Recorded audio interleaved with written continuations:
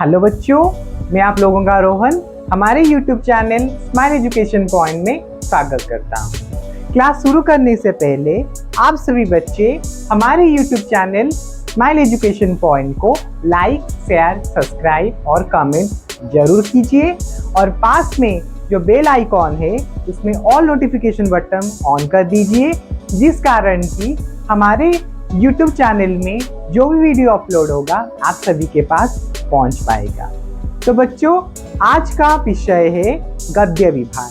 गद्य विभाग का ममता, जिसको जयशंकर प्रसाद जी के द्वारा लिखित किया गया है या जयशंकर प्रसाद जी लिखे हैं। ममता तो पढ़ने से पहले अब हम कहानीकार का परिचय पढ़ेंगे, यानी जयशंकर प्रसाद जी के बारे में पढ़ेंगे। तो बच्चों, जो ममता है वो जयशंकर प्रसाद जी के द्वारा लिखित थे या लिखा गया है। तो हम जयशंकर प्रसाद जी के बारे में जानेंगे। तो जयशंकर प्रसाद का जन्म सन 1989 ईस्वी में हुआ। तो बच्चों, कभी परिचय, मैंने कहा था कि जब भी हम किसी भी विषय पढ़ते हैं तो हम कवि के परिचय के बारे में जरूर पढ़ेंगे। तो इसी तरह हम कवि के परिचय पढ़ेंगे। जयशंकर प्रसाद जी का जन्म, उनका जन्म कब हुआ था?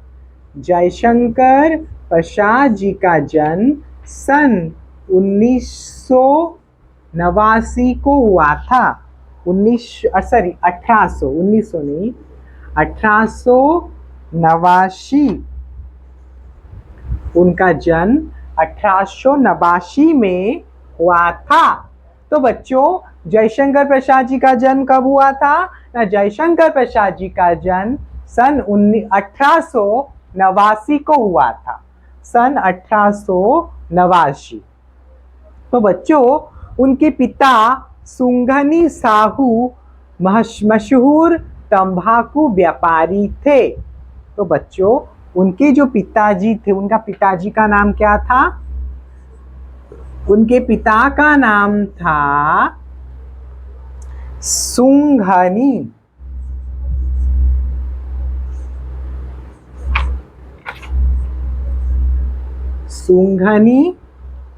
साहू। उनका पिताजी का नाम क्या था? सुंघनी साहू, जो कि एक मशहूर तंबाकू के तंबाकू व्यापारी थे। तो बच्चों, जयशंकर प्रसाद जी का जन्म सन 1889 को हुआ था। तो उनके पिताजी का नाम था सुंघनी साहू, मशहूर तंबाकू व्यापारी थे। वे व्यवसाय करते थे, लेकिन लिखते थे काव्य कविता। वे व्यवसाय भी करते थे, अपने पिताजी का व्यवसाय भी करते थे, उसके साथ भी वो लिखते रहते थे, कविता या काव्य लिखते रहते थे। क्योंकि उनके पिता देवी प्रसाद विद्वानों गुणी जनों का आदर करते थे। जो मतलब जयशंकर प्रसाद जी के पिताजी थे, वे देवी प्रसाद विद्वानों का, वो उनके पिताजी का नाम था देवी प्रसाद। मतलब जो मतलब हमारे जो जयशंकर जी के पिताजी यानी मशहूर सुंघनी साहू, उनके पिताजी देवी प्रसाद जी विद्वानों गुणीजनों का आदर करते थे। प्रसाद जी को उच्च शिक्षा नहीं मिली। उन्होंने घर पर, यानी हमारे जो प्रसाद जी का, यानी हमारे जयशंकर प्रसाद जी की बात बता रहे हैं कि जयशंकर प्रसाद जी को उच्च शिक्षा नहीं मिली, जितना शिक्षा मिलनी चाहिए उन्हें उतनी शिक्षा नहीं मिली। उन्होंने घर पर हिंदी, संस्कृत, अंग्रेजी पढ़ी। उन्होंने घर पर ही हिंदी, संस्कृत और अंग्रेजी पढ़ी। माता पिता का जल्दी देहांत हो गया, मतलब जयशंकर प्रसाद जी का पढ़ाई लिखाई घर में हुआ, उन्हें उच्च शिक्षा नहीं मिली और उनके पिताजी और माताजी जो थे उनका भी देहांत हो गया जल्दी ही। इसलिए उन्होंने किशोर अवस्था से ही पारिवारिक भार उठाना पड़ा, जेहेतु उनके पिताजी और माताजी बहुत कम उम्र में यानी बहुत जल्दी ही मर गए। इसीलिए प्रसाद जी के जो पिताजी का व्यवसाय था, प्रसाद जी को संभालना पड़ा। सन 1937 ईस्वी को 48 वर्ष की उम्र में ही उनका निधन हो गया। सन 1947 कब उनका मृत्यु हो गया ना,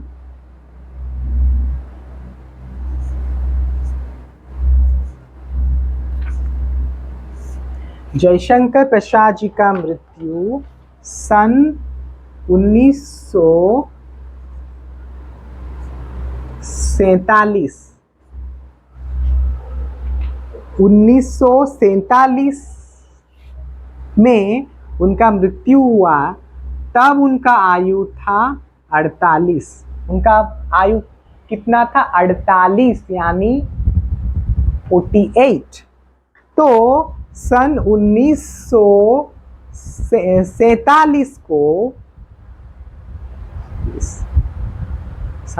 सन 1937 37 नहीं 36 37 सन 1937 को 1937 को 48 वर्ष की उम्र में उनका निधन हो गया। यानी हमारे जो जयशंकर प्रसाद जी थे, उनका जन्म 1889 को हुआ। पिता का नाम था सुंघनी साहू और उनका मृत्यु 1937 को हुआ। 36-37 हाँ, तब उनका आयु 48 था।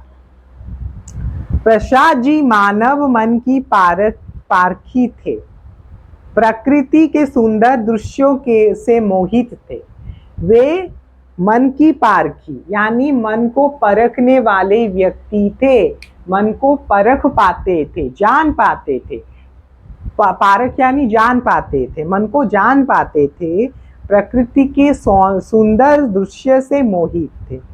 जो प्रकृति है उसके सुंदर दृश्यों से मोहित थे।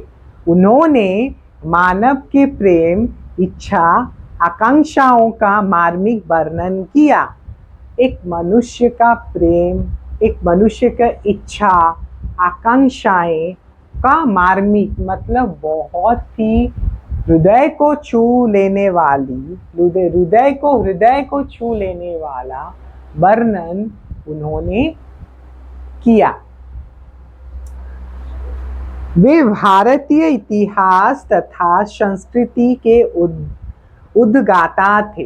वे भारतीय संस्कृति को बहुत ही प्यार करते थे और इतिहास तथा संस्कृति से उद्गाता थे। मतलब जो भारतीय जो संस्कृति है, जो इतिहास है, उनमें उनको बहुत ही रुचि थी। उन पर वो बहुत गर्व करते थे।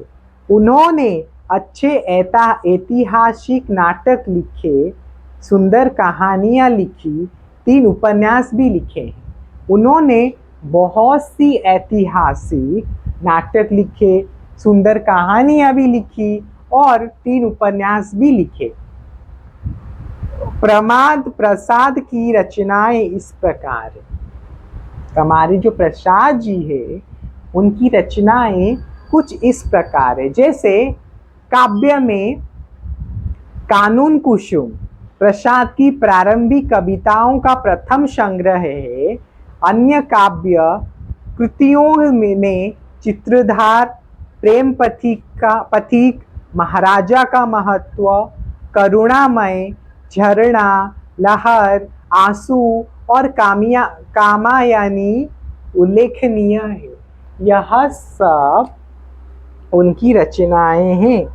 काव्य में कुसुम, कानन कुसुम जो कि एक प्रसिद्ध प्रारंभिक कविताओं में प्रथम संग्रह किए थे।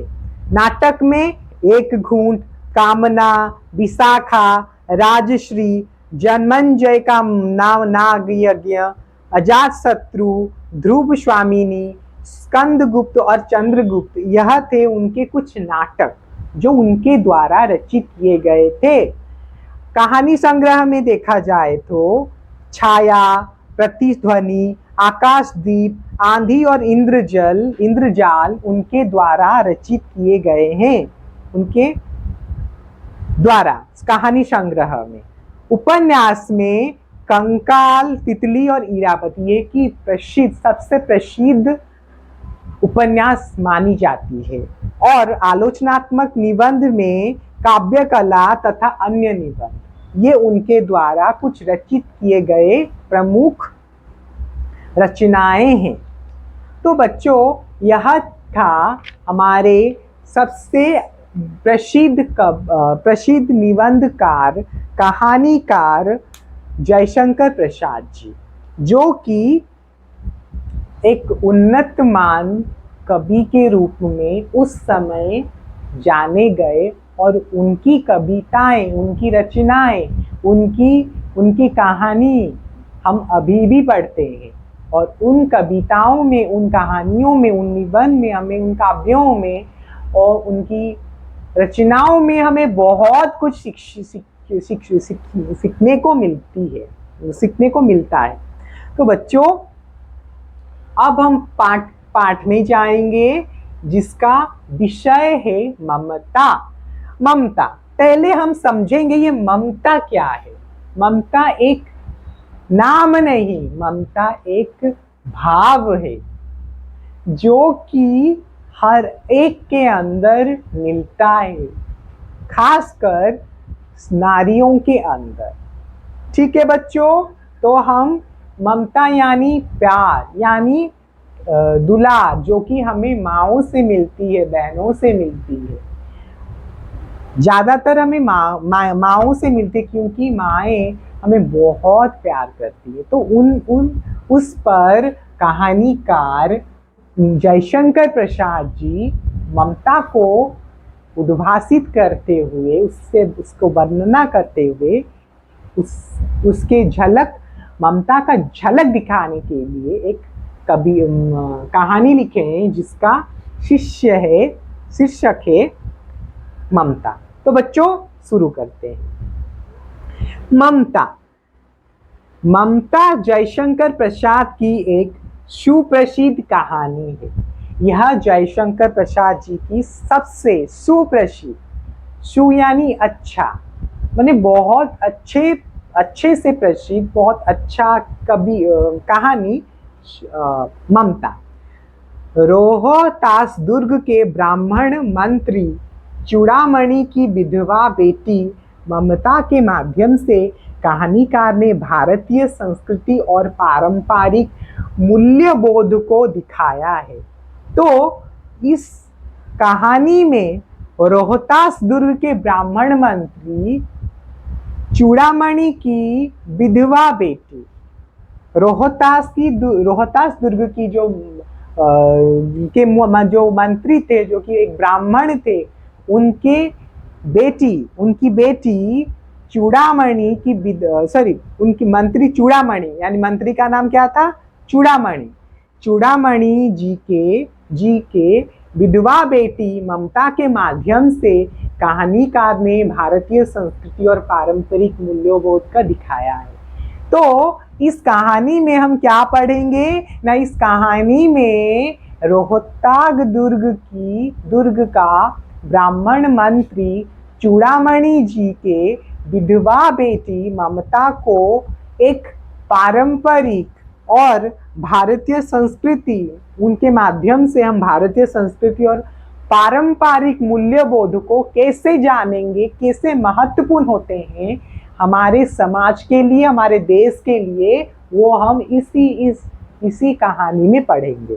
तो बच्चों, ममता मध्ययुग के रोहताग दुर्ग के ब्राह्मण मंत्री चूड़ामणि की विधवा पुत्री थी, एक विधवा पुत्री थी, बेटी भी कह सकते हैं, पुत्री जो बेटी भी वही होता है कि ममता मध्य युग के रोहताग दुर्ग के ब्राह्मण मंत्री चूड़ामणि की विधवा पुत्री थी। जो ममता थी वो रोहताग दुर्ग के ब्राह्मण मंत्री चूड़ामणि जी के पुत्री थी। उसकी माता का पहले ही देहांत हो चुका था। जो ममता थी उसकी जो माता थी उनकी पहले ही मृत्यु हो गई थी। स्नेहा पालिता पुत्री का दुख कुछ कम करने के लिए पिता चूड़ामणि पठानों से प्राप्त स्वर्ण मुद्रा भेंट करते हैं, पर ममता यह कहकर कि हम लोग ब्राह्मण हैं, इतना सोना लेकर क्या करेंगे, यह भेंट ठुकरा देती है। तो अपनी बेटी ममता को चूड़ामणि जी, जो कि उनके पिता थे, पठानों से जो स्वर्ण मुद्रा प्राप्त किए थे, वो स्वर्ण मुद्रा उपहार के रूप में अपने बेटी ममता को दे देती है, जिससे कि ममता ब्राह्मण कहकर कि ब्राह्मण इतना सोना नहीं ले सकते, वो भेंट, वो उपहार लौटा देती है अपने पिताजी को, ठुकरा देती है, नहीं लेती। कुछ दिनों के पश्चात पठानों से हुई संघर्ष में ममता के पिता मारे जाते हैं। आप जानते हैं बच्चों कि उस समय में यह मध्य युग की बात बता रहे हैं कि आप जानते हैं कि उस समय राजा महाराजा एक राज्य हड़पने के लिए उनके अंदर लड़ाई होता था। जो जीतता था वो राज्य हथिया लेता था। तो उसी तरह जब उनके पिताजी पठानों से युद्ध कर रहे थे, वो अपनी जान गंवावे थे, यानी ममता के पिताजी, यानी ब्राह्मण मंत्री चूड़ामणि। तो इतना कुछ दिनों पश्चात पठानों से हुई संघर्ष में ममता के पिता मारे जाते हैं। दुर्ग पर शेर शाह का अधिकार हो जाता है। उस समय एक शेर शाह बहुत ही प्रसिद्ध शेर शाह सूरी, जो कि मुगल साम्राज्य की सबसे लास्ट का रूलर था, शासक था, जितना मुझे याद है। तो वही बात बताते, उसी समय की बात, उस समय को थोड़ा आलोकपात कर बताते हैं कि इतना जो हमारे दुर्ग पर शेर शाह का अधिकार हो जाता था। तो उस समय शेर शाह जेहेतु एक वो मुस्लिम शासक थे, इसीलिए पठान उस समय उनको वैसे ही कहा जाता था। उसमें संप्रदाय का बात नहीं है, उस समय ऐसा ही कहा जाता था, इसीलिए बुक में वही लिखा है। तो बच्चों, तो उस समय शेर शाह हमारे जो चूड़ामणि जी के दुर्ग था उस पर कब्जा कर लेते हैं। ममता भाग निकलती है और एक बौद्ध मठ के खंडहरों में जा छुपती है। जब शेर शाह चूड़ामणि जी के महल को, दुर्ग को अपने कब्जे में ले लेता है, तो उस समय ममता उस महल से छिपकर, भागकर एक खंडहर में, बौद्ध मठ में खंडहर में छिप जाती है। ठीक है बच्चों, समझ में आया इतना? तो बच्चों क्या बताया गया है ना, जो हमारी जो ममता है वो शेरशाह से बचने के लिए वो दुर्ग से भागकर बौद्ध मठ में खंडहरों में छिप जाती है। आगे चलकर मुगल बादशाह हुमायूं जैसा युद्ध में शेरशाह से हार कर चौसा युद्ध में शेरशाह से हारकर एक रात को ममता की झोपड़ी में पहुंचते हैं और आश्रय की भिक्षा मांगते हैं। आगे चलकर मतलब कुछ समय चलकर जो मुगल के बादशाह थे हुमायूं, वो चौसा युद्ध में शेरशाह को हरा देते हैं, जिस कारण शेरशाह हार कर उसी रात चलकर उसी बौद्ध मठ में चले जाते हैं, उसी आश्रय स्थल में चले जाते हैं, इसे उसी झोपड़ी में चले जाते हैं आश्रय पाने के लिए, जिस झोपड़ी में हमारे ममता जी थे। और उन्हें ठहरने के लिए ममता जी को भिक्षा मांगती है। अतिथि देवो भव, इसी भारतीय सांस्कृतिक परंपरा के नाम पर ममता हुमायूं का परिचय मालूम ना होते हुए भी उन्हें उस झोपड़ी में आश्रय देती है एवं पास की टूटी दीवारों में चली जाती है। हम जानते हैं कि हमारा एक श्लोक है संस्कृत में कि वसुदैवः कुटुंबकम, यानी इस वसुधा में जो भी व्यक्ति रहते हैं, इस धरती में जो भी देश हो, जो भी राज्य हो, जो भी जगह हो, इस देश में जो भी लोग रहते हैं वो एक परिवार की तरफ होते हैं। तो इस पृथ्वी में सब लोग हमारे परिवार है। वसुधैव कुटुंबकम, यानी हमारे पृथ्वी के सारे लोग हमारे परिवार है और हमें अच्छे तरह से रहना है। तो यह बात को ज्ञात कर कि वसुधैव कुटुंबकम, ये पृथ्वी ही हमारा परिवार, ये संसार ही हमारा परिवार है, इसी को देखते हुए उन्होंने शेरशाह को उस झोपड़ी में आश्रय दे देते हैं बिना उनके परिचय जानते हुए, और खुद टूटे हुए दीवारों के पीछे यानी टूटे हुए दीवारों में चली जाती है और एक जगह पर वो चली जाती है। दूसरे दिन सुबह हुमायूं ममता की खोज करने का आदेश सैनिकों को देते हैं, पर ममता कहीं नहीं मिलती। तब उस झोपड़ी के स्थान पर एक घर बनाने का आदेश मिर्जा को देते हुए हुमायूं लौट जाते हैं। तो यह बात जानकर हुमायूं एक फरमान जारी करते हैं कि ममता को ढूंढो, लेकिन ममता ना मिलने के कारण वो लोगों को यानी उनके जो सैनिक थे उनको वो यह कहते हैं कि ममता जिस झोपड़ी में रहती थी उस स्थान पर एक बड़ा सा एक घर बनाने का आदेश दिया हुमायूं ने, जहां पर ममता रहती थी। फिर 47 सालों के बाद अकबर जब मुगल बादशाह बनते हैं, तब उनकी आज्ञा से मिर्जा ममता का घर बनवाने के लिए आता है। जब 47 साल बीत जाता है, तभी अकबर शासन के गद्दी में बैठते हैं यानी शासन करते हैं। तो तभी वो बोलते हैं कि आज्ञा देते हैं, तब उनकी आज्ञा से मिर्जा ममता का घर बनवाने के लिए आता है।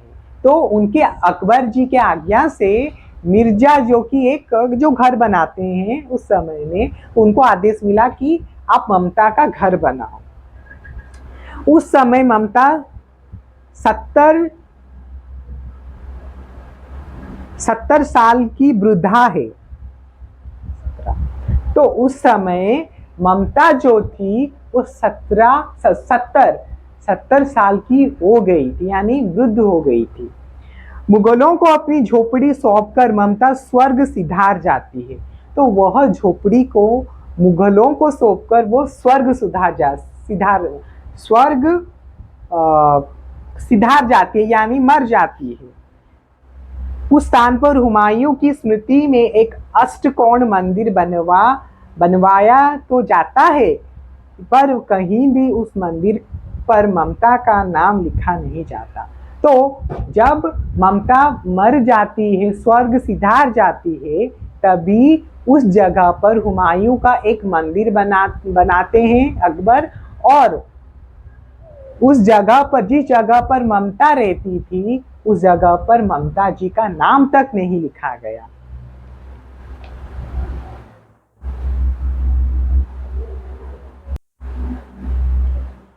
तो बच्चों, हम विचार बिंदु में पढ़े कि कैसे ममता जी का मृत्यु हो गया और उनके जगह पर कैसे हुमायूं का मंदिर बनाया गया, लेकिन ममता का नाम तक नहीं लिखा गया।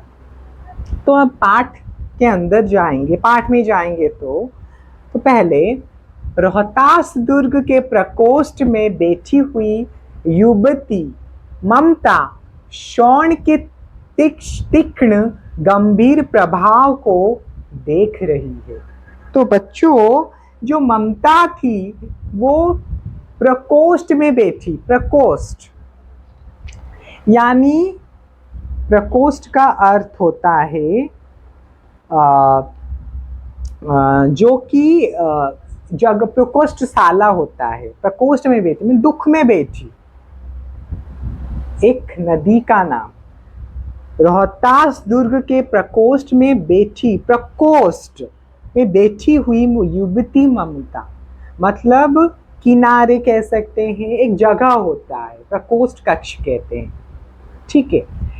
रोहतास दुर्ग के प्रकोष्ठ में बैठी हुई युवती ममता शौन के तीक्ष्ण गंभीर प्रभाव को देख रही है। शौन एक नदी है। शब्द लिख लो बच्चों।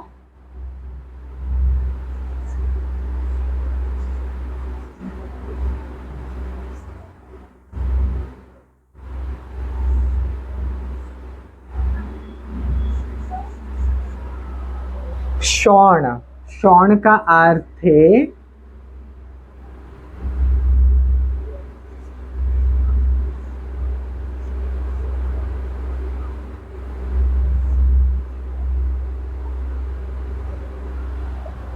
एक नदी का नाम।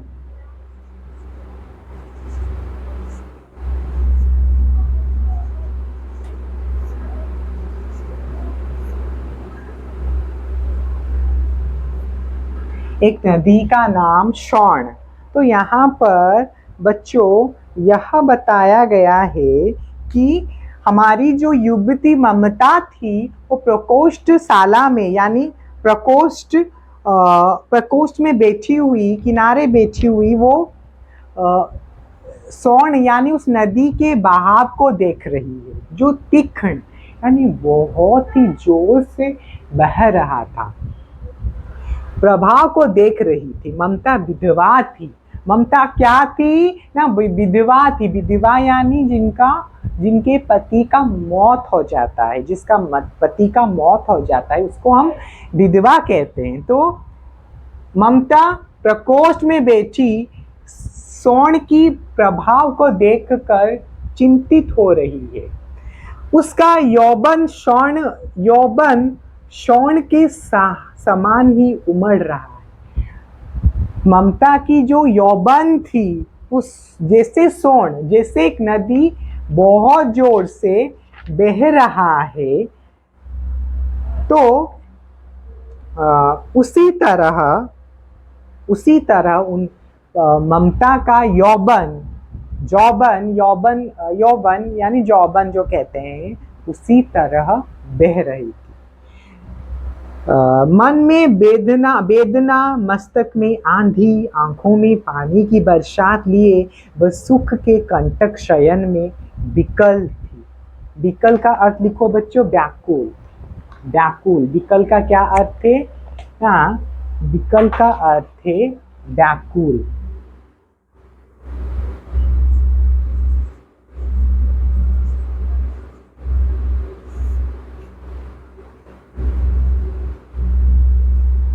व्याकुल। तो बच्चों, हमारी जो ममता थी वो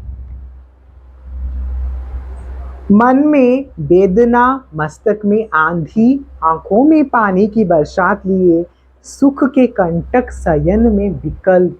विकल का यानी व्याकुल थी, यानी उनके मन में बहुत ही वेदना थी, बहुत ही दुख थी। मस्तक में आंधी थी, यानी उनको कुछ भी सोच नहीं पा रही थी। आंखों में पानी थी और पानी की बरसात लिए वह सुख के कंटक शयन में विकल थी, यानी मतलब अपने जीवन में जो कुछ हो गया है उन बातों को याद करते करते उनके आंखों में आंसू भर आते हैं बरसात की तरह, और वो बहुत ही व्याकुल हो जाते हैं, बहुत ही दुख में रहती है। वह रोहतास दुर्गपति के मंत्री चूड़ामणि की अकेली दुहिता थी। दुहिता, अकेली दुहिता थी।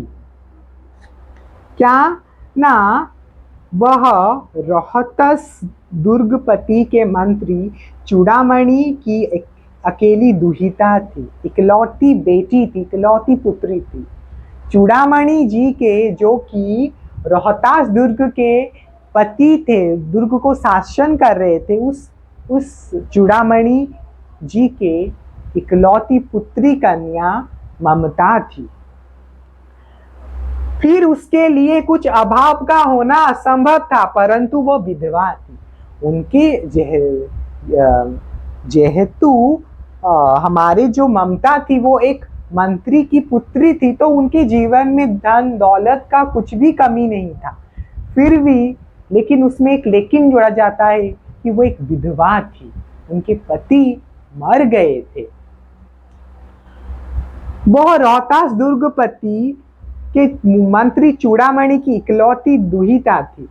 हिंदू विधवा संसार में सबसे तुच्छ निराश्रय प्राणी है, तब विडंबना का कहाँ अंत था ना। यहाँ पर बताते हैं कि हिंदू विधवा संसार में सबसे तुच्छ निराश्रय प्राणी है, तब विडंबना का क्या अंत है।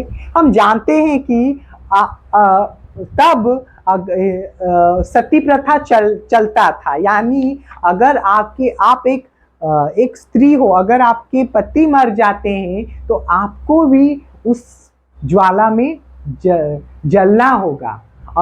आपको, अगर आपके पति कम उम्र में मारे जाते हैं किसी भी कारणवश, तो आपको दोषी ठहराया जाता है, आपको अपशगुन माना जाता है। उस समय में जिसका पति कम उम्र में मर जाता है, उन नारियों को, उन स्त्रियों को अपशगुन माना जाता है। तो उस समय नारियों को, विधवाओं को बहुत ही नीची दिमाग से देखते थे, नीची सोच रखते थे लोग नारी के, विधवा नारी के बारे में।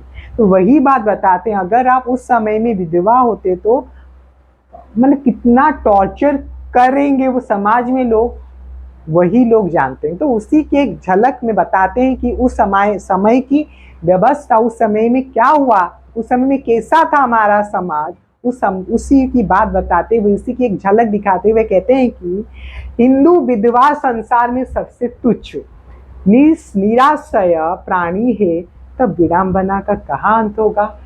तब विडंबना कब अंत होगा, जब एक नारी विधवा है हिंदू में।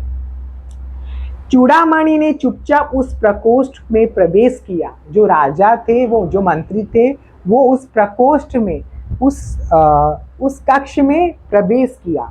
शौण के प्रभाव में, मतलब उस समय क्या होता था ना, नदी के सामने महल बनता था, तो उस समय में महल के नदी के सामने जो कमरा छोटा छोटा बनता था, वो कक्ष बड़ा बड़ा बनता था, तो उससे नदी दिखता था। तो दुश्मन से वो देखते होते कैसे लोग आएंगे, तो उसी तरह उस कक्ष में, उस प्रकोष्ठ कक्ष में हमारे चूड़ामणि जी घुसते हैं। सोन के प्रभाव में वो अपना जीवन मिलाने में बेशुद्ध थी। बेशुद्ध का अर्थ है बेहोश।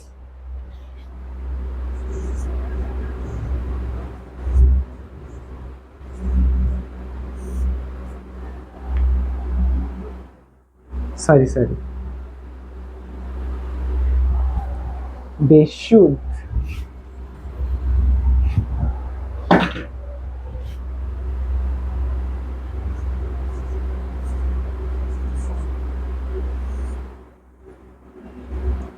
तो बच्चों, जो हमारी ममता थी वो दुख में बेहोश। जो हमारी ममता थी वो अपने दुख में मग्न थी, दुख में बेहोश थी। आप जानते होंगे बच्चों, इस लाइन में यह बताया है कि सोन के प्रभाव में वो अपना जीवन मिलाने से बेशुद्ध थी। यानी जो सोन जो नदी थी, वो जिस तरह बह रही थी, उसमें अपने जीवन को वो मतलब तुलना करती थी ममता अपने मन में, कि जैसे वो सोन बह बह कर चली जा रही है, उसी तरह ममता का जो जीवन है दुख से भर जाता है। उसी में वो मग्न थी। ठीक है बच्चों, पिता का आना ना जान सकी। पिताजी अंदर घुसे थे ना, चूड़ामणि जी, तो उन्हें वो पता नहीं था। चूड़ामणि व्यवस्थित हो उठे। चूड़ामणि चिंतित हो उठे। व्यवस्थित यानी चिंतित होना। व्यवस्थित का अर्थ है बच्चों, कहाँ गया बच्चों, हाँ, व्यवस्थित का अर्थ है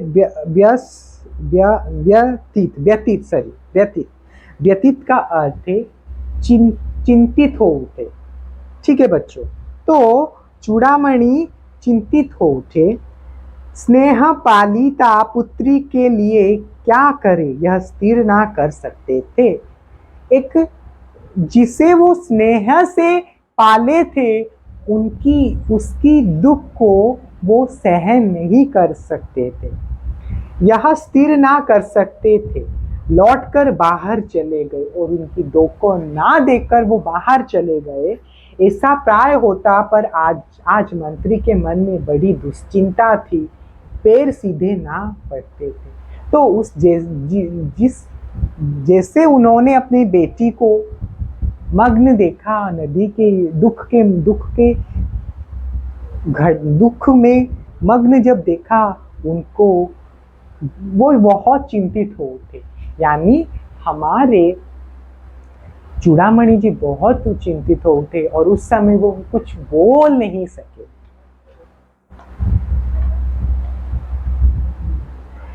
एक पहर रात बीत जाने पर फिर भी वे ममता के पास आए। एक पहर यानी 12 बजे के बाद, फिर उस समय तो वो चिंतित रह रहे हैं ना, तो वो सो नहीं पा रहे, तो वो और एक पहर के बाद ममता के पास आए। उस समय उनके पीछे 10 सेवक चांदी के बड़े थालों में कुछ लिए खड़े थे।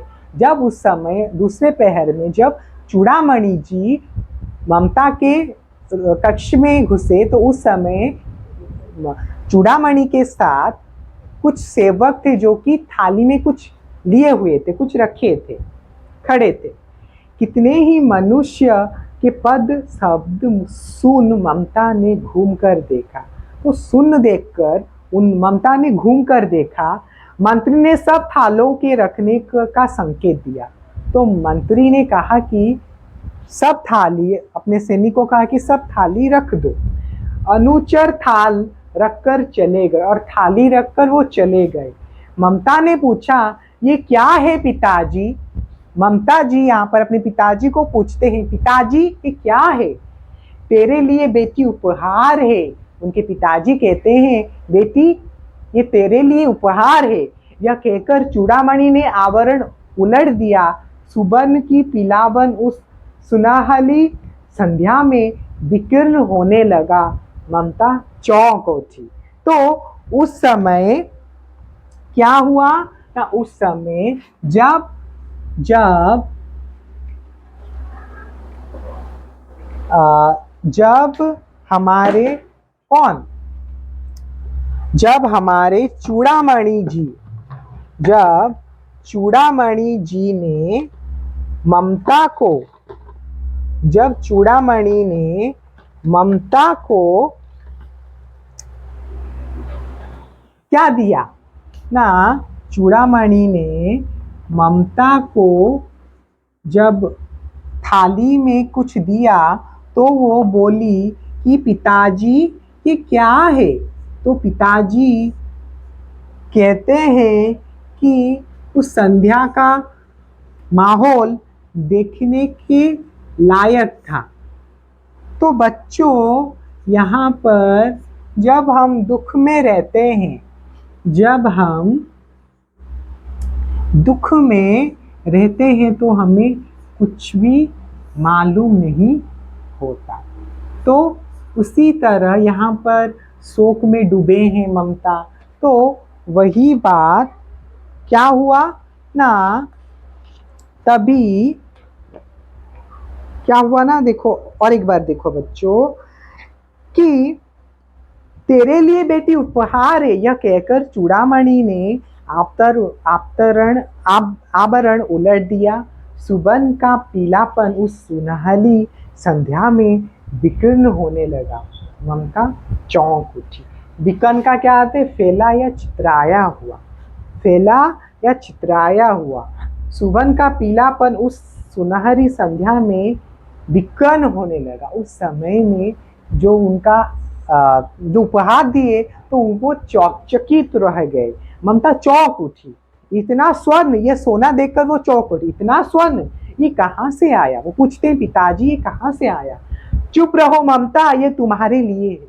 ममता चुप रहो, यहाँ पर बोलते हैं हमारे जो चूड़ामणि जी, ममता चुप रहो, ये तुम्हारे लिए है। तो क्या आपने म्लेच्छक का उत्कोच स्वीकार कर लिया पिताजी? यह अर्थ नहीं अनर्थ है। लौटा दीजिए पिताजी, हम लोग ब्राह्मण हैं, इतना सोना लेकर क्या करेंगे? तो यहाँ पर ममता जी बोलते हैं कि हम इतना सोना लेकर हम क्या करेंगे? म्लेच्छ म्लेच्छ का अर्थ क्या है? मनुष्य की वे जातियां जिनमें धर्म ना हो। लिखो बच्चों, म्लेच्छ का अर्थ है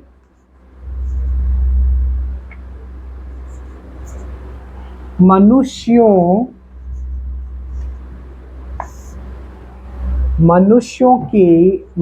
की वे जातियां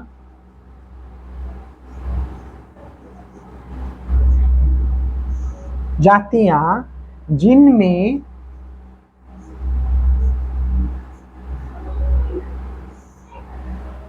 धर्म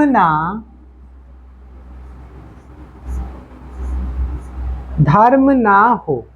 मनुष्य की वो जातियां जिनमें धर्म ना हो। और उत्कोच, और एक शब्द है उत्कोच।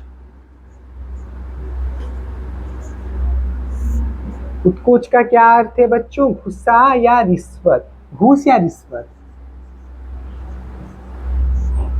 घूस या रिश्वत।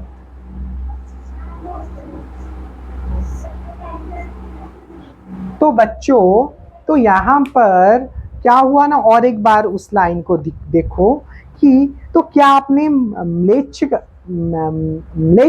का उत्कोच स्वीकार कर लिया?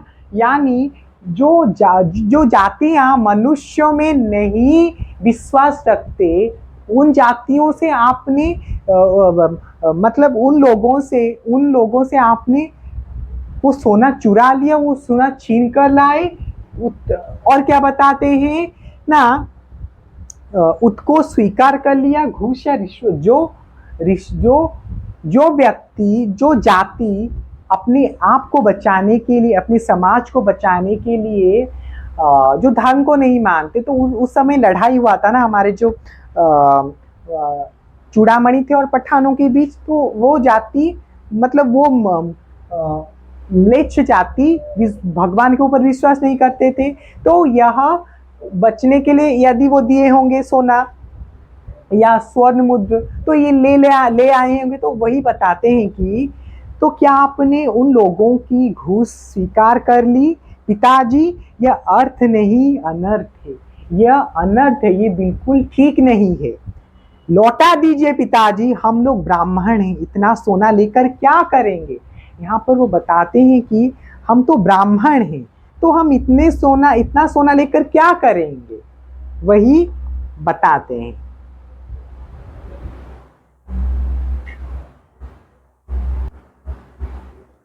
तो बच्चों, हमने देखा कि जो राजकुमारी थी, हमारी जो राजकुमारी थी ममता, तो उन्होंने अपने पिता से कहा कि पिताजी, आप जो सोना लाए हो वो लौटा दो, मुझे वो सोना नहीं चाहिए, वो मुद्रा, सोने की मुद्रा नहीं चाहिए।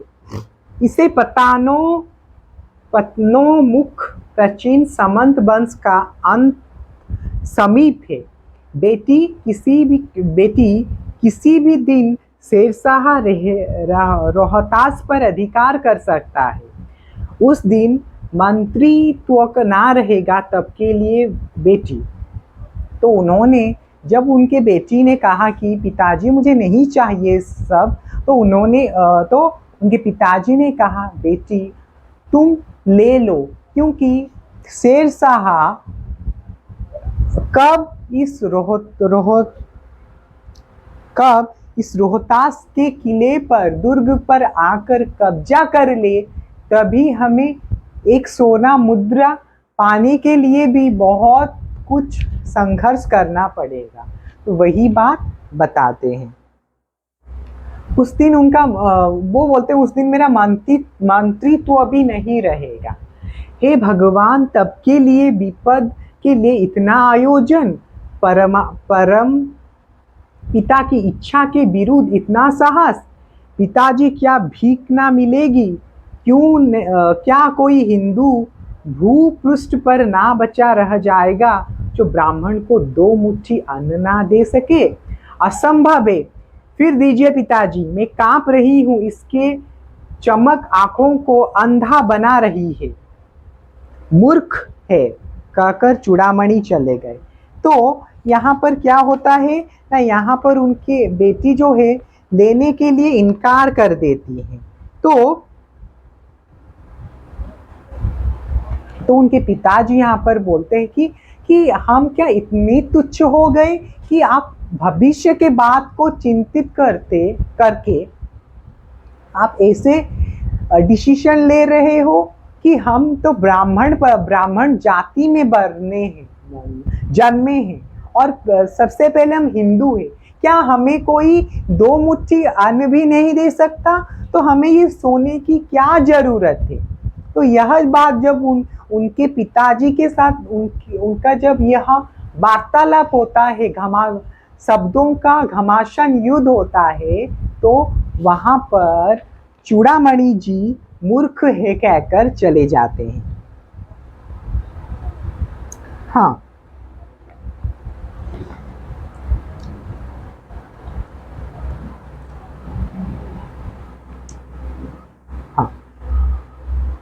तो फिर क्या होता है ना, दूसरे दिन जब डोलियों का तांता भीतर आ रहा था, ब्राह्मण मंत्री चूड़ामणि का हृदय धक धक करने लगा।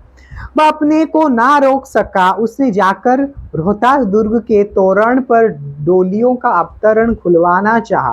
पठानों ने कहा, यह महिलाओं का अपमान करना है। तो जब दूसरे दिन जब डोलियां आ रही थी भीतर दुर्ग के भीतर, तब ब्राह्मण चूड़ामणि जी का हृदय तर धक धक करने लगा, मतलब डर से धक धक करने लगा।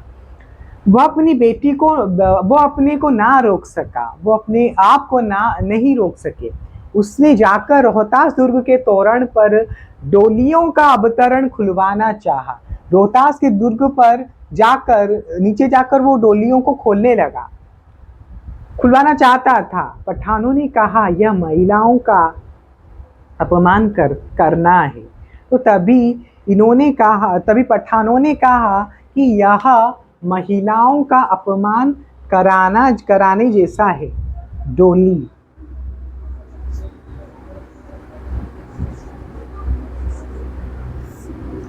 डोली का क्या अर्थ है बच्चों?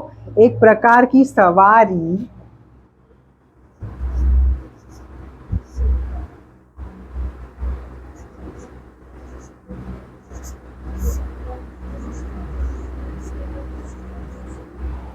एक प्रकार की सवारी जिसे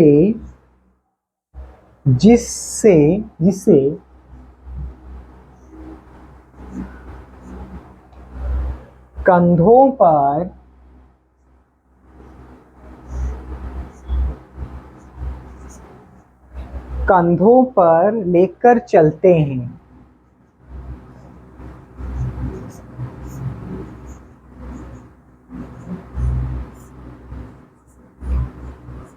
तो बच्चों, डोली एक प्रकार की सवारी जिसे कंधों पर लेकर चलते हैं। तो यहाँ पर, हाँ, तो यहाँ पर क्या हुआ ना, यहाँ पर तांता यानी कटार, लिख लो बच्चों। तांता यानी कटार। तांता का क्या अर्थ है बच्चों? तांता का अर्थ होता है कतार, और कोस का अर्थ होता है संचित धन। कोस का क्या अर्थ होता है? कोस का अर्थ होता है संचित धन।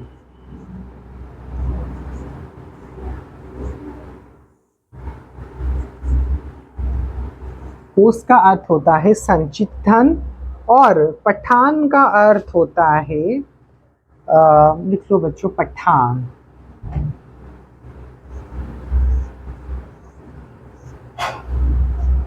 पठान का क्या अर्थ होता है ना, एक अफगानिस्तान और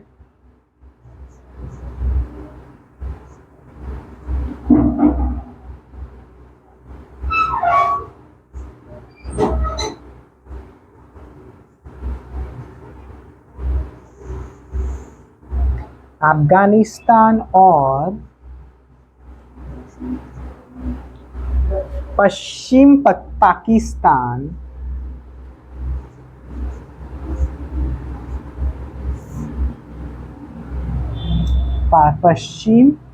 पाकिस्तान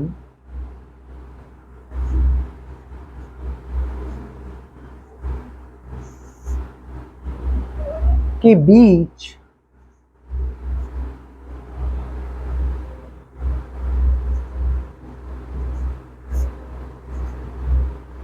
बसी हुई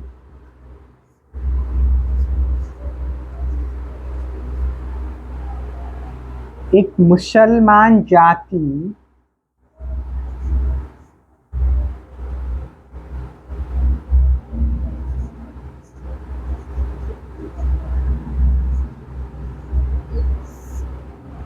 एक मुसलमान जाति जो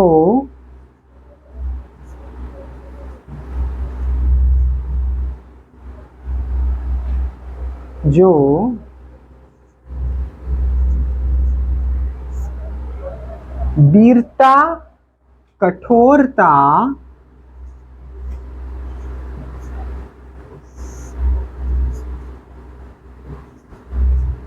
आदि के लिए प्रसिद्ध है।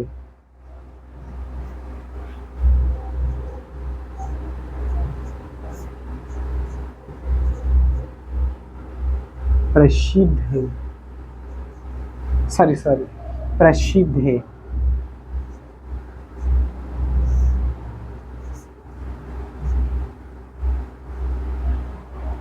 तो बच्चों, पठान का अर्थ क्या है ना? अफगानिस्तान और पश्चिम पाकिस्तान के बीच, पश्चिमी पाकिस्तान के बीच बसी हुई एक मुसलमान जाति, बसी हुई एक मुसलमान जाति जो वीरता, कठोरता आदि के लिए प्रसिद्ध हो। तो पठान उसे कहते हैं जो अफगानिस्तान और पश्चिमी पाकिस्तान के बसे हुए मुसलमान जाति जो वीरता और कठोरता आदि के लिए प्रसिद्ध है, उसे उन्हें मुसलमान कहते हैं। तो बच्चों, तो पठानों ने यह बात जब सुना कि चूड़ामणि डोली खुलवा रहा है, खोल रहा है, खुलवाना चाहता है, तो यह सुनकर पठानों ने कहा यह नारी जाति का अपमान है, महिलाओं का अपमान करना है। बात बढ़ गई, तलवारें खींची, ब्राह्मण मंत्री वही मारा गया और राजा रानी तथा कोस सब छल्ली शेर शाह के हाथ पड़े, निकल गई ममता। तो जब इन्होंने, चूड़ामणि जी ने जब डोली खोलकर देखा तो यह हमारे शेर शाह जी को अच्छा नहीं लगा, शेर शाह को अच्छा नहीं लगा। वो वहां पर तलवार खींचकर चूड़ामणि की हत्या कर दी, मार डाला, और रानी तथा सब छली शेरशाह के हाथ पड़े। रानी को भी ले लिए, सब जेवर, सब धन को सब ले लिए, और उस समय ममता निकल कर भाग गई।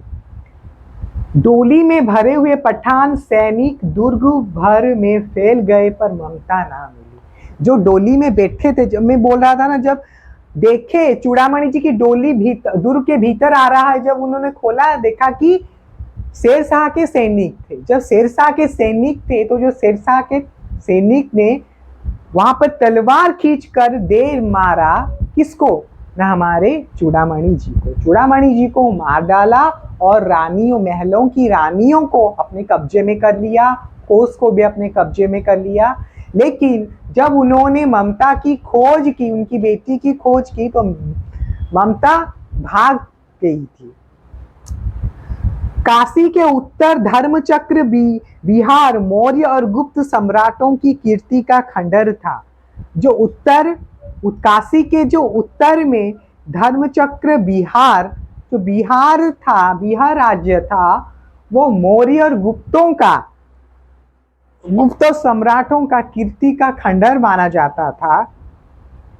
भनचूड़ा, तृणा गुल्मों से ढके हुए प्राचीन ईंटों के ढेर में बिखरी हुई भारतीय शिल्प की विभूति ग्रीष्म रजनी की चंद्रिका में अपने को शीतल कर रही थी।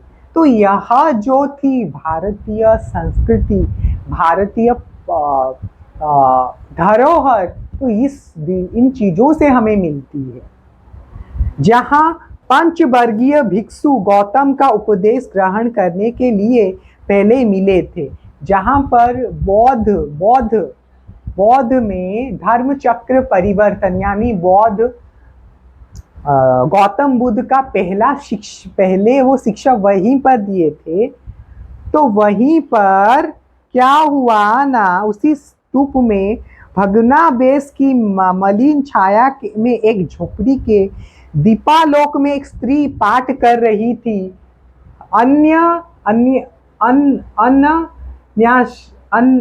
अन्याशिचा तो माया जना पर्युपासित।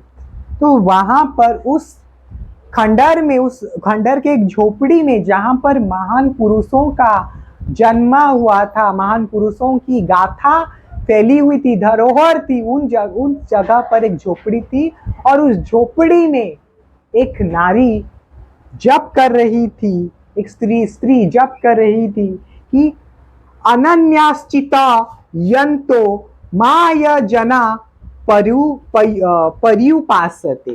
क्या ना, वहां पर एक स्त्री क्या पाठ कर रही थी?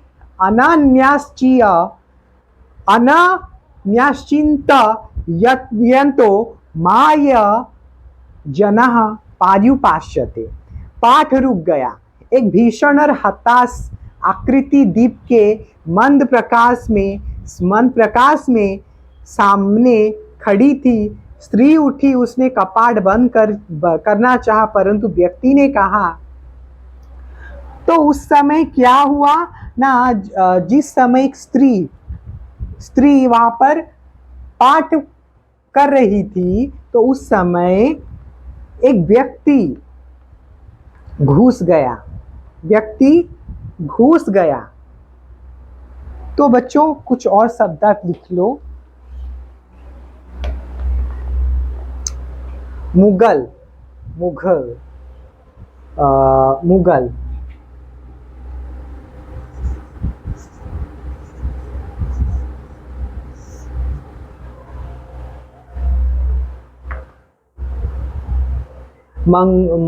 मुगल यानी मंगोल।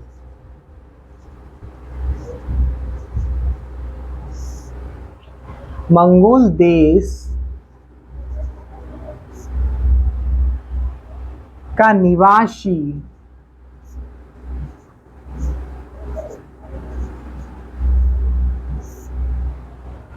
मुसलमानों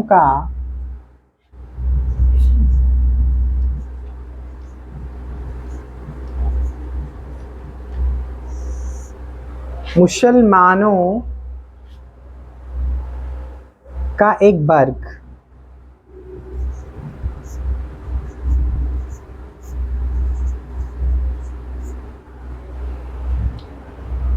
और एक लिखो धर्मचक्र। धर्मचक्र का अर्थ है धर्म का समूह।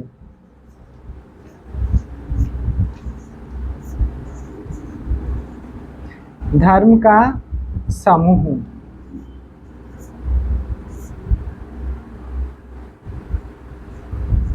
तो बच्चों क्या हुआ ना, जहां पर महान पुरुषों जैसे गौतम बुद्ध, मौर्य, गुप्त सम्राटों का जो हम बोल सकते हैं, जिस जगह पर उन्होंने अपनी वीर लड़ाई लड़ी थी, जहां पर उनका भग्नावशेष था, वहां पर उस जगह उन खंडरों में एक छोटी सी झोपड़ी में एक स्त्री पाठ कर रही थी। तो उस समय एक आदमी उस झोपड़ी के पास जाकर क्या कर रहा है ना, उस झोपड़ी के पास जाकर दरवाजे को खोलने की कोशिश कर रहा है। दरवाजे को मतलब दरवाजे के पास खड़ा होकर बुला रहा है। ठीक है। तो उस समय जो स्त्री थी उसने पाठ को रुका दिया। तो फिर क्या हुआ ना, एक भीषण और हताश आकृति दीप के मंद प्रकाश में सामने खड़ी थी। एक मंद आकृति मतलब जो उस व्यक्ति का जो आकृति था, जो जिस तरह वो दिख रहा था, वो बहुत ही विकृत दिख रहा था। तो स्त्री उठी, उसने कपाट बंद करना चाहा, परंतु व्यक्ति ने कहा। जब उस समय वो स्त्री उठकर कपाट को बंद करने लगा, तब उस व्यक्ति ने कहा, माता मुझे आश्रय चाहिए, तुम कौन हो? स्त्री ने पूछा।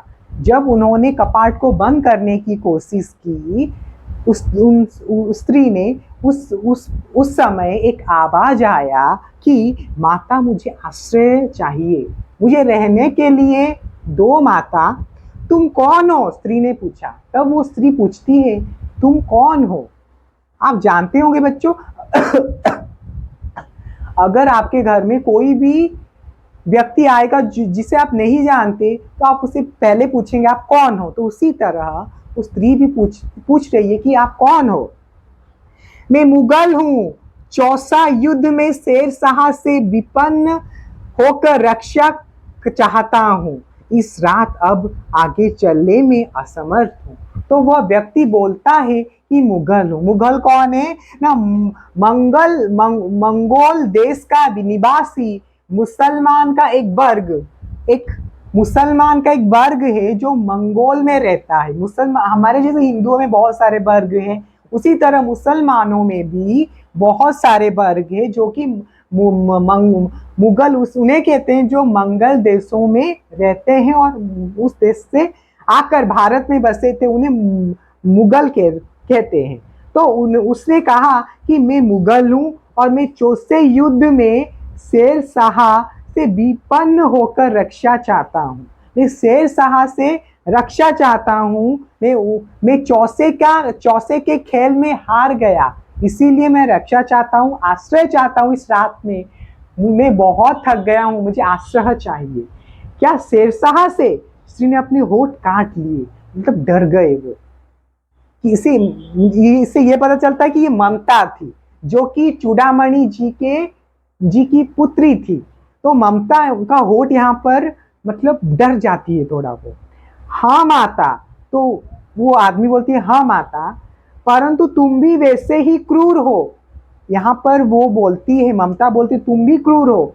वही भीषण रक्त की प्यास, वही निष्ठुर प्रतिबिंब तुम्हारे मुख पर भी है। वही भीषण रक्त, तुम्हारे रक्त की प्यास से भरे हो तुम, और वही निष्ठुर यानी निर्दयी व्यक्ति की प्रतिबिंब की तरह, मतलब निर्दयी लोग की तरह दिख रहे हो आप मुख पर भी। सैनिक, मेरी कुटी में स्थान नहीं। तो वो यहाँ पर वो बोलती है सैनिक मेरे कुटी में, यहाँ पर ममता बोलती है मेरे कुटी में स्थान नहीं, मेरे झोपड़ी में, मेरे घर में स्थान नहीं है। जाओ कहीं दूर आश्रय खोज लो, और जाओ यहाँ से। तुम एक निर्दयी, एक निष्ठुर व्यक्ति जैसे दिख रहे हो आप यहाँ से चले जाओ, मैं आपको आश्रय नहीं दे सकता। जाओ कहीं दूसरा आश्रय खोज लो। गला सूख रहा है, साथी छूट गए हैं, अश्व गिर पड़ा है। यहाँ पर वो आदमी बोलता है कि मेरा गला सूख रहा है, मेरे साथी मुझे छोड़कर चले गए, और मेरे घोड़ा भी कहाँ? मेरा अश्व यानी घोड़ा यहाँ पर बताया, अश्व को घोड़ा भी कहते हैं। मेरा अश्व भी छूट गया है मुझसे, इतना थका हुआ हूँ, इतना। कहते वो व्यक्ति धम से बैठ गया और उसके सामने ब्रह्मांड घूमने लगा, और वहां वो जैसे गिर पड़ा उसका सिर चकराने लगा उस व्यक्ति का। स्त्री ने सोचा यह विपत्ति कहाँ से आई, उसने जल दिए। वो स्त्री सोच रही है, यानी ममता सोच रही है, ममता की यह विपत्ति कहाँ से आई, जिसने मेरी पिताजी को मार डाला, जिसने मुझे भगा दिया, मेरे महल को कब्जा कर लिया। तो उन्होंने उसे पानी फिर भी दिया। मुगल के प्राणों की रक्षा हुई, वह सोचने लगी। तो उस समय मुगल जो व्यक्ति था उसका जीवन रक्षा हो गया। तो अब क्या हुआ? अब वह सोचने लगी। तो यहाँ पर ममता सोचने लगती है, सब विधर्मी दया के पात्र नहीं, मेरे पिता का वध करने वाले आतताई है। घृणा से उसका मन विरक्त हो गया। सब विधर्मी दया के पात्र नहीं है, जो अधर्म करते हैं वो दया के पात्र नहीं है। और कहते हैं कि जो मेरे पिताजी को मारे हैं मैं उन्हें नहीं क्षमा कर सकता। हाँ, घृणा से उसका मन विरक्त हो गया। घृणा से ममता का मन पूरा भर गया। स्वार्थ होकर मुगल ने कहा, स्वस्थ होकर, मैंने अच्छे से रह, मैंने पानी पिया ना, वो पानी पीकर थोड़ा अच्छा लगा उसे। तो उसने कहा माता तो फिर मैं चला जाऊं। तो वो बता रहा है कि माता मुझे पानी दिया, अच्छा किया, मैं अब चला जाऊं। स्त्री विचार कर रही थी। वो ममता सोच रही थी, मैं ब्राह्मण हूँ, मुझे तो अपने धर्म अतिथि देव का उपासना का पालन करना चाहिए। वो वहां पर स्त्री बता रही है, ममता बता रही है कि मैं तो ब्राह्मण हूँ और मुझे ब्राह्मण धर्म का पालन करना होगा। परंतु यहाँ नहीं, नहीं, यह सब विधर्म दया के पात्र नहीं, परंतु यह दया तो नहीं, कर्तव्य करना है। तो यहाँ पर बोलते हैं वो कि विधर्मियों को क्षमा नहीं करना चाहिए, लेकिन दया तो नहीं, कर्तव्य, ये तो ब्राह्मण की कर्तव्य कि हम लोगों को सहायता करें। तब मुगल अपनी तलवार टेक कर उठ खड़ा हुआ। तब उस समय वो मुगल उठकर खड़ा हुआ। ममता ने कहा, क्या आश्चर्य है कि तुम भी छल करो। क्या मैं आपको क्यों विश्वास करूं कि आप छल नहीं कर सकते? छल नहीं तब नहीं स्त्री, छल नहीं तब नहीं स्त्री, जाता हूं तैमूर का वंशधार स्त्री से छल करेगा, जाता हूं भाग्य का खेल। तो यहाँ पर वो आदमी कहता है कि मैं तैमूर का वंशधर स्त्री को छल करेगा। मतलब वो अपनी जो वो हारे थे तो उस समय उनका मन बहुत ही दुखता ना। तो उस समय क्या होता है, भाग्य का खेल है, भाग्य का खेल है कि मैं हार गया। ममता ने मन में कहा, यहाँ कौन दुर्ग है, यहाँ कौन दुर्ग है। तो यहाँ पर ममता बोलती है, कहाँ दुर्ग है, यही झोपड़ी है, जो चाहे ले ले, मुझे तो अपना कर्तव्य करना पड़ेगा। आप जो चाहे इस झोपड़ी से ले ले, लेकिन मुझे अपना कर्तव्य करना पड़ेगा, ममता कहती है। वह बाहर चली आई और मुगल से बोली, जाओ भीतर थके हुए भयभीत पथिक, तुम चाहे कोई हो, मैं तुम्हें आश्रय देती हूँ। तो यहाँ पर उन्होंने, ममता ने झोपड़ी से बाहर निकालकर उस आदमी से कहते हैं कि आप भीतर जाओ, आप बहुत ही थक गए होगे, आप जितने भी अधर्मी हो आप जा, मेरा धर्म में पालन करूंगी, आप जाओ, आप आश्रय करो।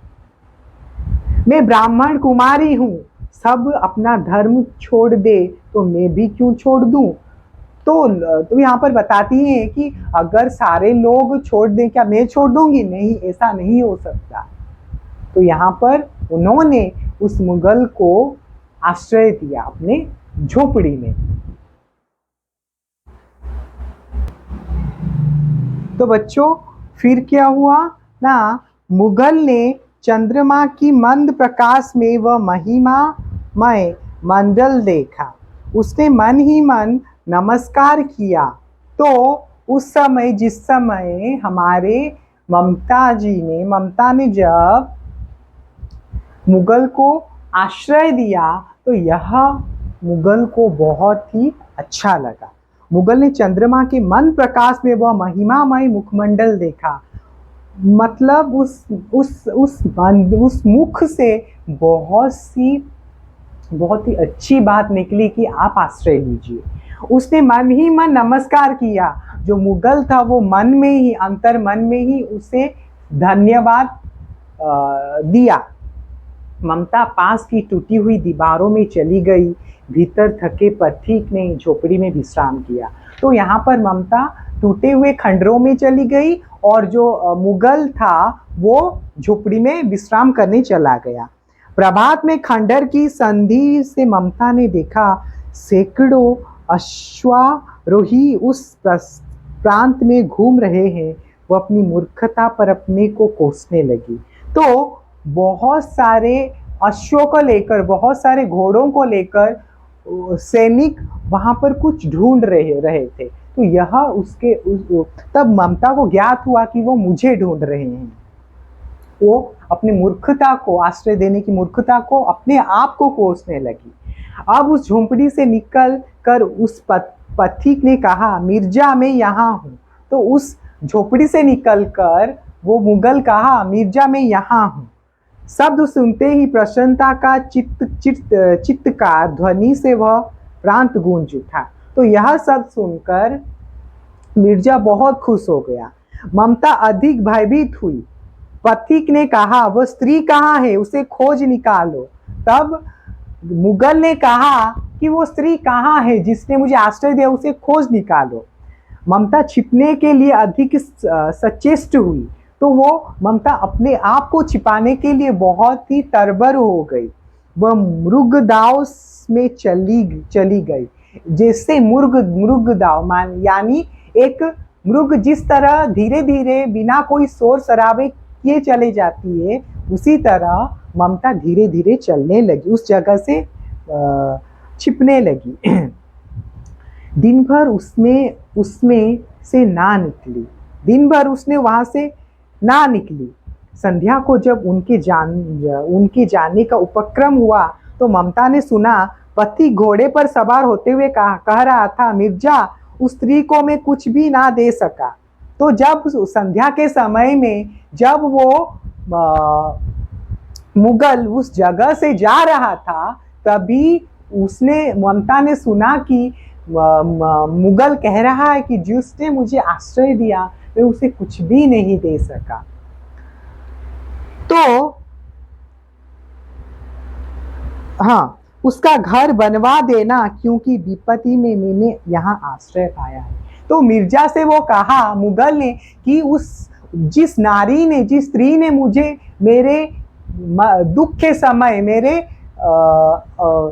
मतलब मेरे टूट जाने के समय जिसने मुझे रहने के लिए, मेरे आश्रय देने के लिए जिसने मुझे घर दिया, मैं उससे कुछ नहीं दे सका। तो यह बात मिर्जा को कहकर मिर्जा से कहा कि मिर्जा, तुम उस स्त्री का घर अच्छे तरह से बना दो, उसका घर बनवा देना, क्योंकि विपत्ति में मैंने यहाँ आश्रय पाया था। यह स्थान भूलना मत। इसके बाद वे चले गए। तो यह कहकर मुगल वहां से चले गए। चौसा के मुगल पठान युद्ध को बहुत दिन बीत गए। तो उस युद्ध को बहुत दिन बीत गए थे। ममता 70 वर्ष की वृद्धा है। तो उस समय जब यह सब जो चौसा का जो युद्ध था, बहुत समय हो गया था ना, तो यहाँ पर ममता 70 वर्ष की हो गई थी, मतलब वृद्ध हो गई थी। बस अपनी झोपड़ी में एक दिन पड़ी थी। शीतकाल का प्रभाव था। तो एक दिन झोपड़ी में ममता पड़ी थी। शीत का समय था। उसका जीर्ण कंकाल खांसी से गूंज रहा था। उसका सारा शरीर खांस कर, मतलब उस खांस रही थी। ममता की सेवा के लिए गांव की 2-3 स्त्रियां उसे घेर कर बैठी थी। तो उस गांव में 2-3 स्त्रियां ममता की सेवा के लिए बैठी थी, क्योंकि वो आजीवन सबके सुख दुख की सहभागिनी रही।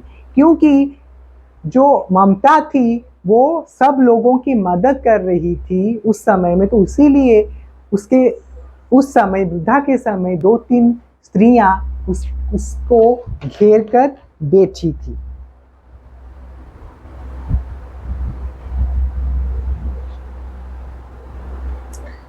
हाँ,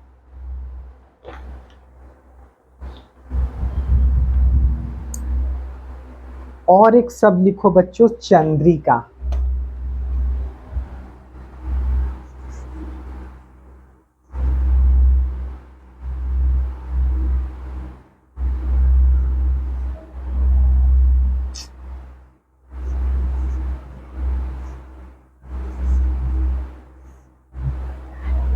चंद्रिका अर्थ है चांदनी।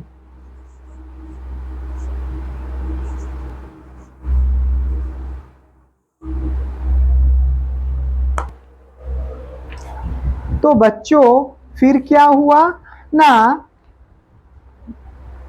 हाँ, फिर क्या हुआ ना, ममता ने जल पीना चाहा। जब ममता ने जल पीना चाहा, एक स्त्री ने सीपी से जल दिया। सहसा एक अश्वारोही उसी झोंपड़ी के द्वार पर दिखाई पड़ा। तो जिस समय वो जल पी रही थी ममता, उस समय अश्व से आने वाला एक व्यक्ति उस झोपड़ी के द्वार पर खड़ा था, दिखाई दिया। वह अपनी धुन में कहने लगा, मिर्जा ने जो चित्र बनाकर दिया है वह तो इसी जगह का होना चाहिए। तो उस अश्व में जो सैनिक था, तो उसने कहा कि मिर्जा ने मुझे जिस जगह का चित्र दिया था उस जगह तो यहाँ पर दिखाई नहीं दे रहा है। वो अपनी धुन में कहने लगा, मिर्जा ने जो चित्र बनाकर दिया है वो तो इस जगह का होना चाहिए, वो बुढ़िया मर गई होगी। तो यहाँ पर वो अश्वारोही बोल रहा है कि मिर्जा ने मुझे जो बोला था कि इस जगह पर अगर एक झोपड़ी मिला तो उस एक बूढ़ी हो एक एक एक एक स्त्री होगी जिस जगह पर मुझे घर बनाना है। तो यह देखकर वहां पर कोई नहीं था, तो यह सोचा कि वो बूढ़ी मर गई होगी। अब किससे पूछें कि एक दिन शहंशाह हम हुमायूं किस छप्पर के नीचे बैठे थे। तो यह अश्वारोही बोल रहा है कि मुझे कैसे पता चलेगा कि वो शहंशाह हुमायूं किस झोपड़ी के पास बैठे थे। यह घटना भी तो 47 वर्ष से ऊपर की हुई। तो वो बोले ये घटना तो 47 वर्ष से ऊपर हो गया है, तो यहाँ पर झोपड़ी कैसे मिलेगी। ममता ने अपने विकल कानों में सुना। यह बात ममता छिप छिप कर सुन रही थी। उसने पास की स्त्री से कहा बुलाओ। तो उसके पास जो स्त्री थी उसको कहा कि बुलाओ, मतलब उस लोग को बुलाओ। अश्वर्य पास आया, मतलब अश्वारोही को बुलाया गया। अश्वारोही पास आया। ममता ने रुक रुक कर कहा, मैं नहीं जानती वो शहंशाह था या साधारण मुगल, पर एक दिन इसी झोपड़ी के नीचे वह रहा था। तो यहाँ पर ममता उसे बुलाकर कहती है कि अश्वारोही एक आदमी आया था, मैं कैसे जानूं कि वो शहंशाह था या एक साधारण व्यक्ति, लेकिन मैं उस व्यक्ति को इस झोपड़ी में रहने के लिए दी थी। मैंने सुना था वो मेरा घर बनाने की आज्ञा दे गया था। यहाँ पर ममता बोल रही है कि मैंने सुना था कि वो व्यक्ति बोल रहा था कि वो मेरा घर अच्छे तरह से बनाएगा। मैं आजीवन अपनी झोपड़ी खुदवाने के डर से भयभीत रही थी। तो ममता यहाँ पर बोल रही है कि मेरी झोपड़ी को वो ना तोड़ दे, इसी बात से मैं भयभीत थी। भगवान ने सुन लिया, मैं आज इसे छोड़ जाती हूँ। तो भगवान मेरी बात सुन लिए, तो मैं इस झोपड़ी को छोड़कर जा रही हूँ। अब तुम इसका मकान बनाओ या महल, में अपने चीर विश्राम गृह में जाती हूँ।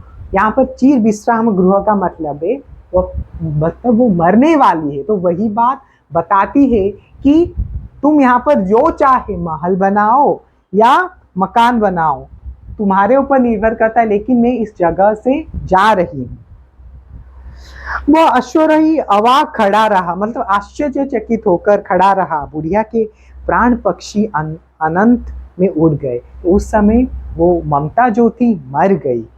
वहां एक अष्टकोण मंदिर बना और उस पर शिलालेख लगाया गया। तो वहां पर उस झोपड़ी पर क्या लगाया गया ना, एक नाम चिन्ह लगाया गया। उस झोपड़ी पर एक शिलालेख लगाया गया। और कुछ शब्दों के अर्थ लिखो बच्चों, जैसे स्तूप।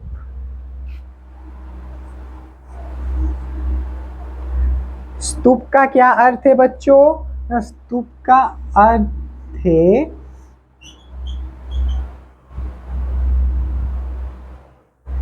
एक डूहा या टीला।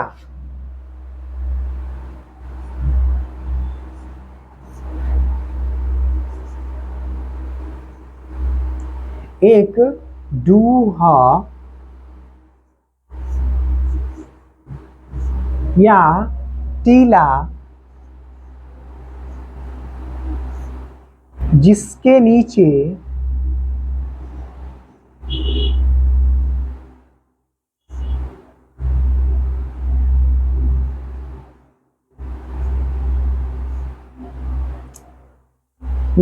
भगवान बुद्ध की अस्थि, जिसके नीचे भगवान बुद्ध की अस्थि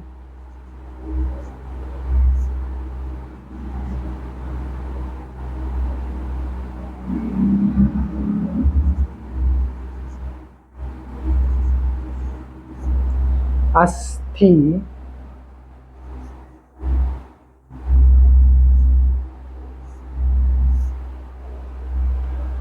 भगवान बुद्ध की अस्थि जैसे दांत, केस आदि। तो वही बात बताते हैं कि आदि स्मृति, कहाँ गया बच्चों? हाँ, स्मृति चिन्ह, स्मृति चिन्ह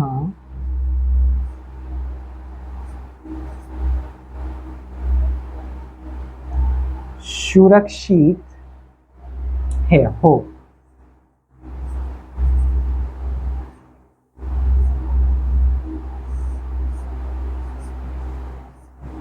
तो स्तूप का अर्थ है एक डूहा या टीला जिसके नीचे भगवान बुद्ध का अस्थि, दान, केस आदि स्मृति चिन्ह का सुरक्षित हो।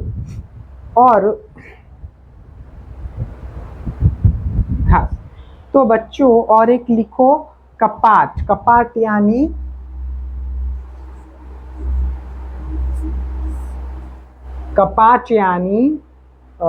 कीवाड़, कीवाड़, पट दरवाजा,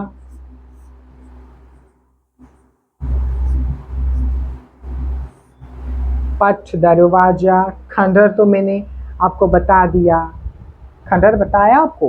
नहीं बताया। तो वही बात बताते हैं कि जब वो अश्वरोही वहां पर गया तो वहां पर क्या हुआ ना, वहां पर हमारे जो ममता थी, ममता ने कहा उस समय जो व्यक्ति आया था वो मुगल था या साधारण व्यक्ति, मुझे कैसे पता चलेगा, मुझे कैसे पता चलेगा? तो यह कहकर उन्होंने कहा, तो ममता ने कहा कि आप यहाँ पर महल बनाओ या मकान बनाओ, मुझे कोई फर्क नहीं पड़ता, मैं तो इस संसार को छोड़कर जा रही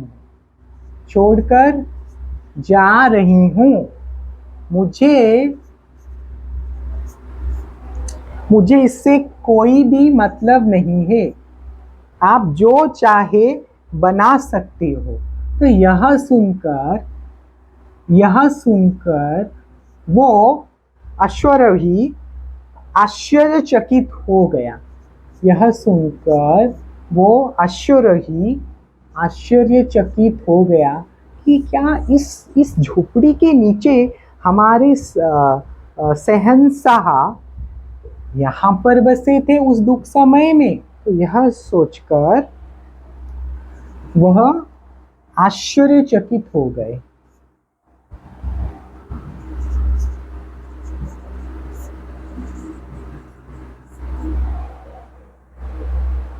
तो यह था। और उसके बाद क्या हुआ ना, और एक शब्द लिखो बच्चों, मुरुगदाव। मुरुगदाव जगह होगा यहाँ पर,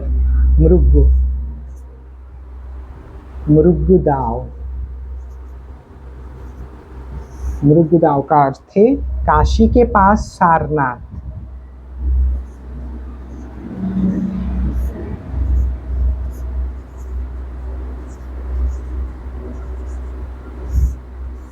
काशी के पास सारनाथ,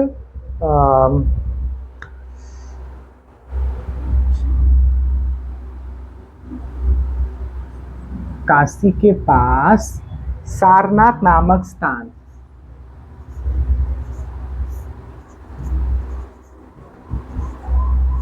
काशी के पास सारनाथ नामक स्थान का प्राचीन नाम।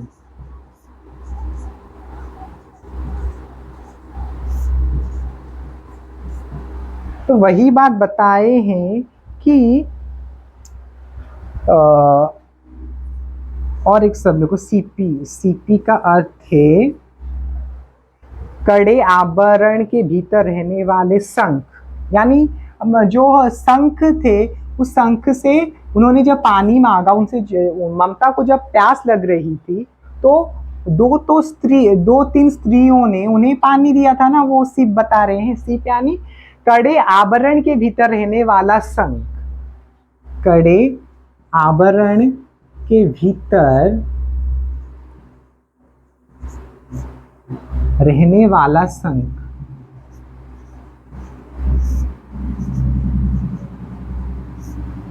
रहने वाला शंख।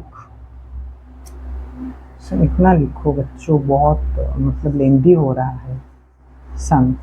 तो वही बात बताया गया है। और एक, हाँ, तो वही बात हुआ। फिर और एक ही लाइन है, देखो बच्चों, तो यहाँ पर ममता का प्राण उड़ जाता है, यानी वो मर जाती है। वहां एक अष्टकोण मंदिर बना और उस पर शिला लेख लगाया गया। जो झोपड़ी की जगह पर जहां ममता रह रही थी, उस जगह पर एक अच्छा सा मंदिर बनाया गया, अष्टकोण मंदिर, और उस मंदिर में शिला लेख लगाया गया। सातों देशों के नरेश हुमायूं ने कहा, एक दिन यहाँ विश्राम किया था। नरेश हुमायूं जी यहाँ पर विश्राम किए थे। उनके पुत्र अकबर ने उसकी स्मृति में यह गगनचुंबी मंदिर बनवाया, पर उसमें ममता का कहीं नाम ना था। तो हुमायूं जी जो मुगल आया था ममता के घर में विश्राम करने, वो व्यक्ति को और कोई नहीं, वो व्यक्ति शहंशाह हुमायूं था, जो कि अकबर के पिताजी थे। तो उस स्मृति में अकबर ने वहां पर बनाया एक अष्टकोण मंदिर बना, लेकिन जो नारी, जो स्त्री उनको आश्रय दी थी, उसका नाम नहीं था। तो यह था आज का विषय, ममता, जो कि चूड़ामणि मंत्री, ब्राह्मण मंत्री चूड़ामणि की पुत्री ममता के ऊपर आधारित थे। ठीक है बच्चों, मैं आशा करता हूं आप सभी बच्चों को मेरा यह वीडियो अच्छा लगा होगा। अगर अच्छा लगा होगा तो हमारा YouTube channel smile education point को लाइक, शेयर, सब्सक्राइब और कमेंट जरूर कीजिए। और पास में जो बेल आइकॉन है उसमें ऑल नोटिफिकेशन बटन ऑन कर दीजिए, जिस कारण कि आप सभी के पास हमारे साथ YouTube चैनल में जो भी वीडियो अपलोड होगा आप सभी के पास पहुंच पाएगा। धन्यवाद बच्चों।